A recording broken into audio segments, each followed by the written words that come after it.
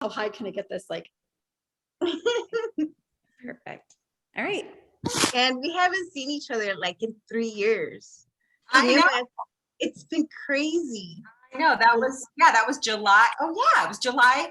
We're almost at July. It was July 2019 that I was in Chicago, that we did the Well Empowered Woman thing at, whose house was that at, Karen? Roy's. Oh, was that Roy's house? That was Roy's house. Yeah. That was. My ex's, yeah. Oh yeah, and then you taught us what was it? I can't remember. Self-defense. The self-defense. Yeah. And it's so funny how things have changed so much, because that was at the time where I was like, okay, I'm going to be going across the country. We're going to be doing these, these little workshops everywhere. The Well Empowered Woman, self-defense from the inside out, this whole thing. And then my whole shoulder thing happened, and then the lockdowns happened, and then yes, was happening. And I was like, all right, back to the drawing board. And so literally it has just been this transformation ever since. And the Well Empowered Woman went from this, what I thought was going to be a physical self-defense and nutritional self-defense, which I thought was an incredible combination, turned into more of a mental, and mindset self-defense. And not so much self-defense, but really empowering oneself, in the right way. Because that was one of the things I realized in my rehabilitation and in the lockdown time, where I was like, just me and my thoughts. Yes. Cover. I realized, all the years that I've been doing personal training, any kind of personal potential coaching, all that stuff, the one thing that seemed to be the missing piece was that mindset piece. And it didn't matter how well and how, all the hand holding I did and the best nutrition program that was fit for this particular individual. And I worked out with them 3 times a week, and they did great for 30 days or 60 days or 90 days. Inevitably, they would always fall off the wagon and always go back to old ways. And I realized that it was that mindset piece. And that's why I decided to kind of shift gears and go, in the other direction, and just kind of ditch the whole, I'm still all about nutrition, but because I think that's a huge part of, our mental state and what we're feeding our brain and our bodies. But anyway, so yeah, it's transitioned so much in the last couple of years. So, well, that's good, because that's like what life has done. It's literally transitioned us. And what you said about like mindset. So the world stopped in 2020 when COVID hit. It was just like everything was dead. And for us in our professions, we were already acclimated to Zoom. We were already acclimated to virtual. And people were like, oh my gosh, Zoom. I'm going to be like, virtual from home, working remote. People didn't understand that. And it clicked one day with me. I was like, wait, Zoom?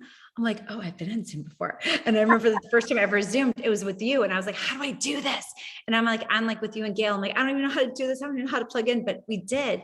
And it was all about that virtualness. And so the mindfulness really comes from us just stopping our tracks in life, realizing where we're at and how much potential we can actually have, Absolutely. Yes, I totally agree with that. And it really comes down to, closing that gap. Like, okay, I want something. I want to shift. I want to change. I want to do something different. I don't want to be here anymore.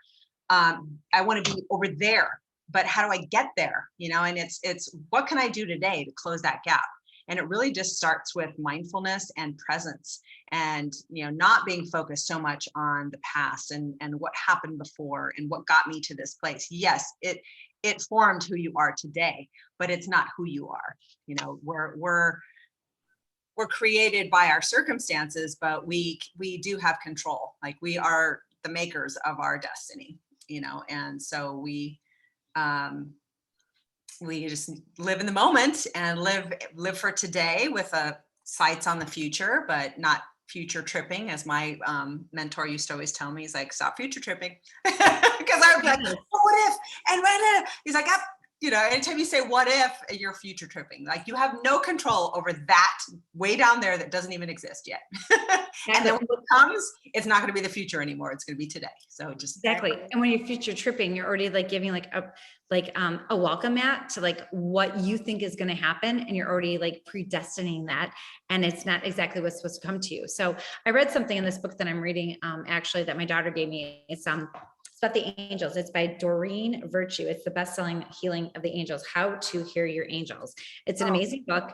And I was reading about that and I was talking about that. I was talking about the present moment, and that when we think that we know something that's going to happen and we don't know, it's already been predestined for us. But when you live in the present moment, you're thinking about it, it's all going to come to you, and you just have to like make sure that like you know exactly like what that is and how you're going to accept it. And when you're open-minded, Jovi and I were talking about this. It's like people that come into your life, they're in your life for a reason. You're going to learn a lesson from them, whether they're permanent, temporary, or just for the moment. There's something you can learn from that, you know? So Agree. piggybacking off of that, Jovi, what question do you have for Annette? Because I know like I could just see your wheels turning in your head.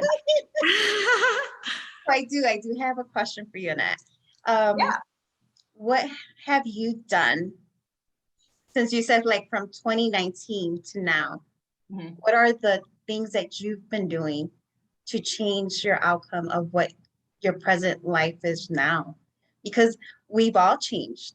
I think we all have different sets of mindsets and also of what we're destined to do. Like you said, I love that phrase that you mentioned. It was beautiful. Yes. Yeah, we create our own destiny. Absolutely. And so in so doing, you know, I've always felt that I needed to be of service. You know, the old saying goes, the two most important days are the day you're born and the day you figure out, you know, why. Yes. And I knew that my why was to be of service. And I think that's why early on I wanted to be a teacher. And I'm still a teacher. I just don't sit in a formal classroom and teach, you know, old school.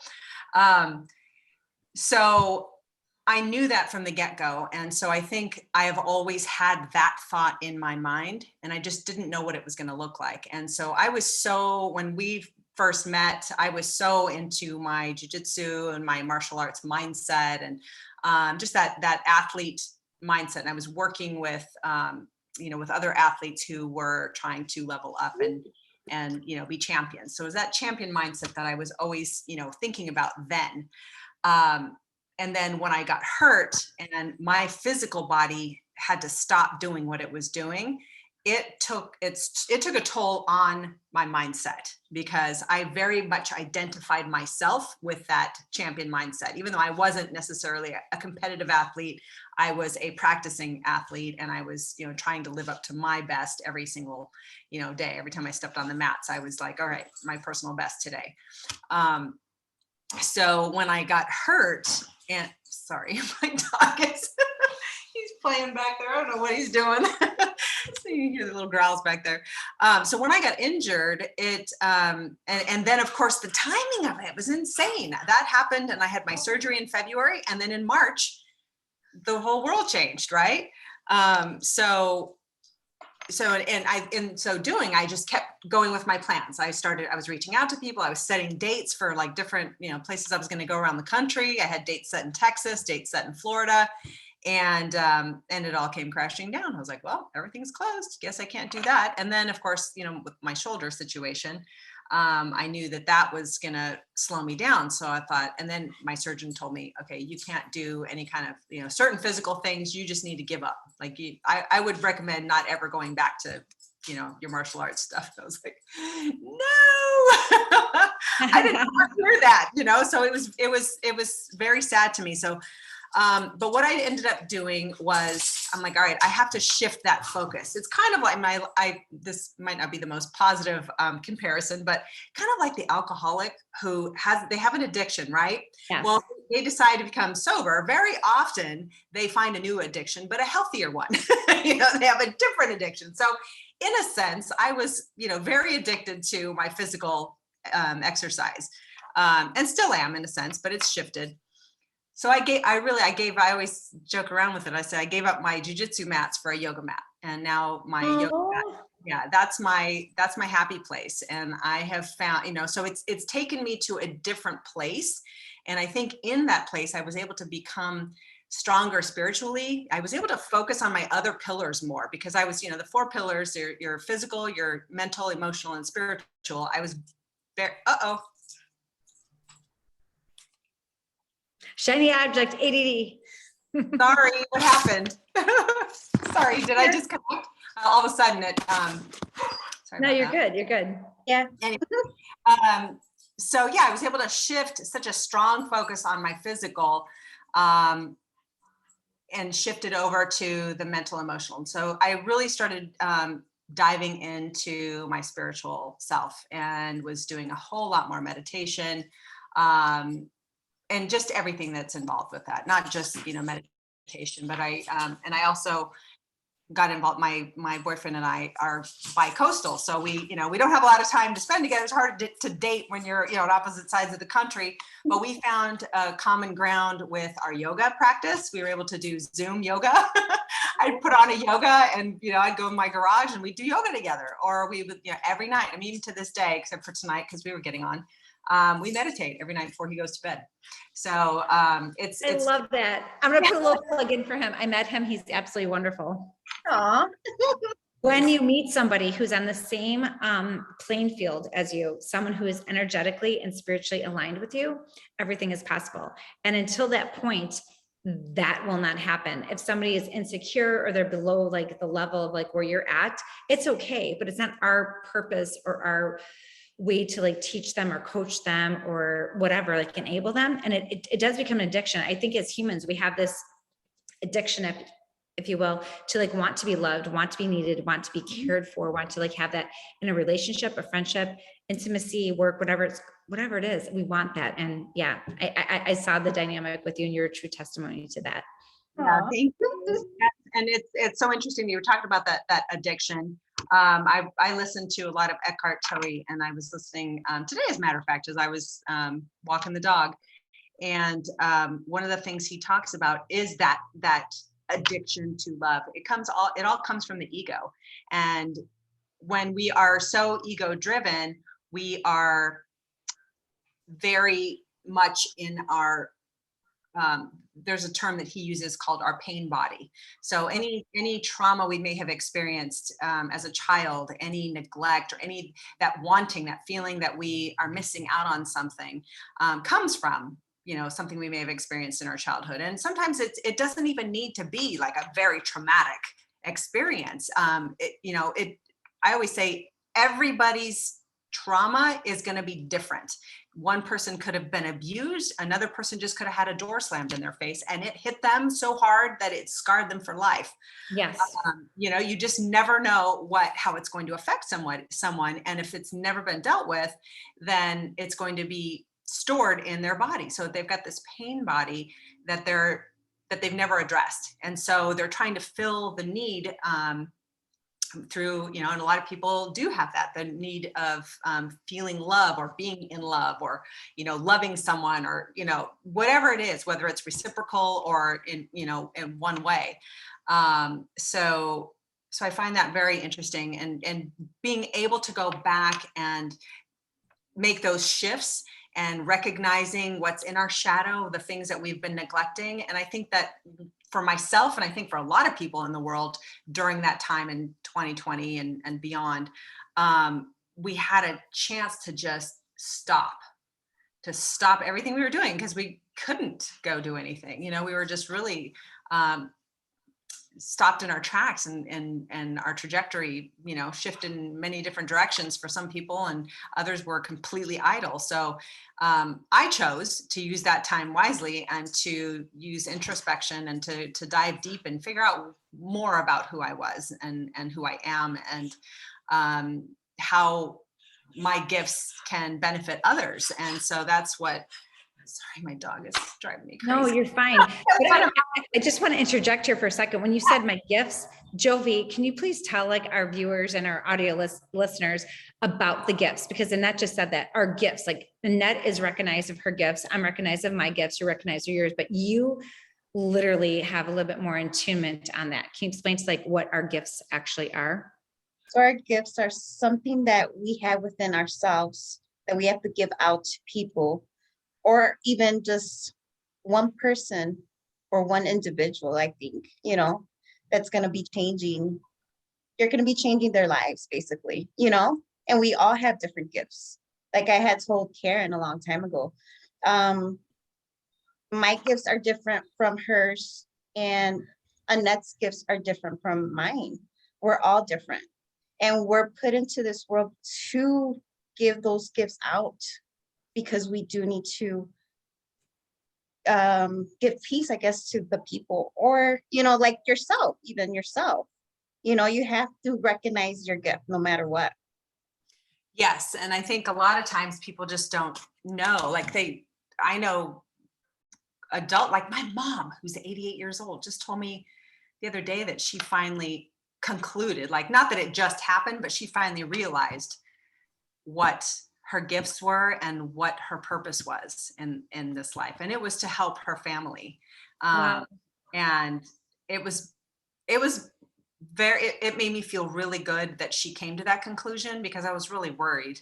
Like, I'm worried that she's going to someday go, and hopefully not for a long time, but, and not have realized that, not have come to terms with the fact that she really is self-actualized. Like, she did serve her purpose, and it was, it very selfless. Like, she very rarely was focused on herself. She always does everything for everybody else.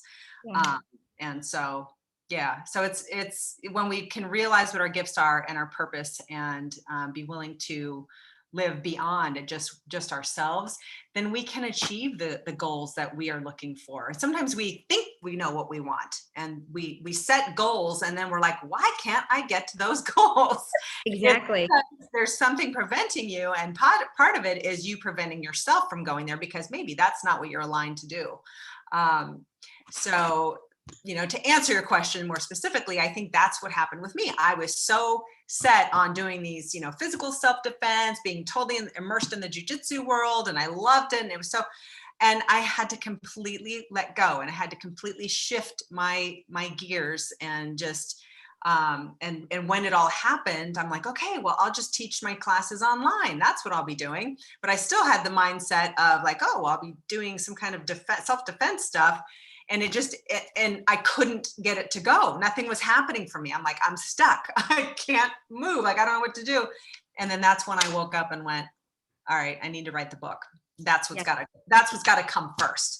So, so that's been in the works. Oh, And, that's awesome. yeah. And I've also been doing the online class that's going to go with the book. But it's one of those things. It's my passion project, and it's not that it's slow moving. It's just, it's in its stages of process, like not quite where it needs to be just yet, but it's getting closer every day. So I truly love what you said about alignment, because everything is in alignment. So all three of us have practiced meditation. We've practiced yoga. We've all been in alignment with health and wellness. We all met on that same platform of health and wellness. The alignment is so important, because if people are not in line with each other, like the three of us are in line with each other, we all have our special different gifts, but we're brought together. It's like children of the light are drawn together. What is one thing, Annette, that you could tell the world, okay, about alignment? Like, you are a different person from the Annette that I met when I met you till now. Is I'm this different person from when you both met me, and Jovi is the same. What can you tell our audience about alignment and how you came to just be at where you're at now? That's a really good question. Well, I think that there's alignment within ourselves, like aligning ourselves with what we are truly meant to be and do. And then there's alignment with others as well. I'm not going to get too scientific or too spiritual or too woo-woo, because I know, I want to be able for this to resonate for everybody. But if we think of everything in terms of like scientific, because really it is, everything comes down to science. There's a vibration, and everything vibrates, and vibration attracts like vibrations. So when you are in tune with your own vibration, you're going to attract what is meant for you. And likewise, attract people that you are also in vibration with. You have to just be open to that. I think sometimes people have this, this set, rigid standard that they want to achieve because of maybe family, cultural, whatever it is. And they feel like this is how they're supposed to live their life out, but they're neglecting a very important aspect, and that is their true purpose. And maybe it is their purpose to fulfill their familial obligations. Yes. more than likely they're not, because they're not tuning into themselves. So I think that when you can, in terms of like taking action towards finding that alignment, the one thing that really helped me and what I started doing probably before all of this happened, I would say back in like 2018, I started this process, but then I really honed it in. As I knew I had to, dive deep, was I like to call it my Marvel morning. I know that there's others that call it the miracle morning, and there's, all different terms for it, but I call it my Marvel morning because it's just, when I did it for 30 days straight, I had such a marvelous, outcome from it all.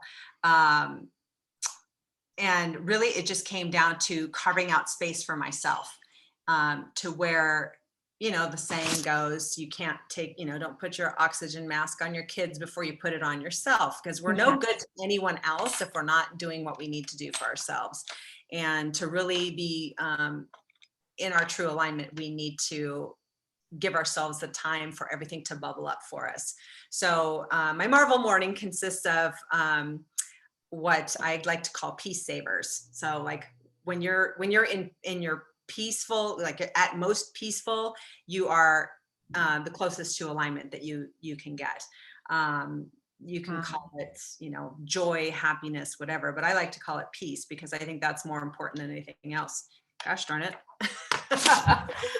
I realize every time my phone call comes through, it does that. And it's life. It's okay. I mean, things happen and like things come at us like from all different directions all the time. And when we are so in alignment, like you are, and you're here on our podcast and like, being interviewed by us and sharing your life experiences with us, something happens. And it can be like that shiny object that happens, but it's like, no, I'm still here.